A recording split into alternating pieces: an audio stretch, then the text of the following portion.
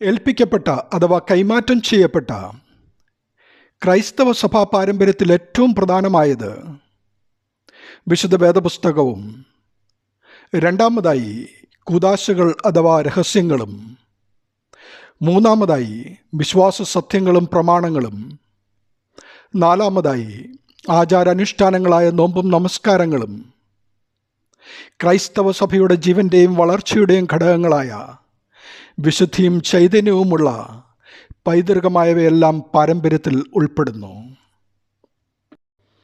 അക്കാലത്തുണ്ടായ വേദവിപരീതികളെ ഖണ്ഡിച്ചുകൊണ്ടും ക്രൈസ്തവ പീഡനങ്ങളെ തളരാതെ വിശ്വാസത്തിൻ്റെ ജീവനുള്ളതും നിലനിൽക്കുന്നതുമായ സാക്ഷിയായി ക്രിസ്തുവിൻ്റെ ശരീരമാകുന്ന സഭയെ നിലനിർത്തുവാൻ യത്നിച്ചത് പരിശുദ്ധാത്മാവിനാൽ നയിക്കപ്പെട്ട അപ്പോസ്തലന്മാരും അവരുടെ ശിഷ്യഗണങ്ങളും അവരുടെ തലമുറയിൽ വന്നവരുമാണ്.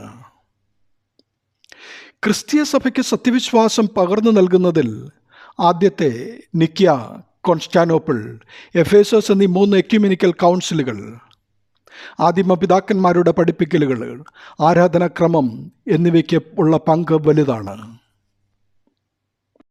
ഒരിക്കൽ വിശുദ്ധന്മാർക്ക് കൈമാറിയ വിശ്വാസത്തിൻ്റെ നിക്ഷേപത്തെ മാറ്റമില്ലാതെ സംരക്ഷിച്ച് പരിശുദ്ധാത്മാവിൽ കൈമാറിയത് വിശ്വാസ തുടർച്ചയ്ക്കും സഭയുടെ നിലനിൽപ്പിനും കാരണമായി.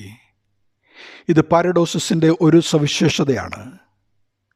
ക്രിസ്തീയ വിശുദ്ധ പാരമ്പര്യങ്ങളെ ഒരിടത്ത് മാത്രം ഒതുക്കി നിർത്താതെ എല്ലാവർക്കും എല്ലായ്പ്പോഴും ലഭിക്കത്തക്കവണ്ണം പരിശുദ്ധാത്മാവിൽ നൽകുവാനിടയായതും പാരഡോസിൻ്റെ മറ്റൊരു സവിശേഷതയാണ്.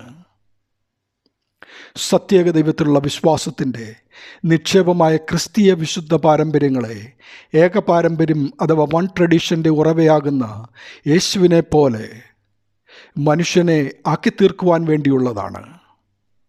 അങ്ങനെ പരിശുദ്ധാത്മശക്തിയാൽ വിശ്വാസത്തിൽ ഉറച്ച് ദൈവീകരണത്തിലേക്ക് അഥവാ ദൈവത്തിൻ്റെ സ്വഭാവത്തിലേക്ക് വളരുവാൻ ഇതിലൂടെ നമുക്ക് സാധിക്കും.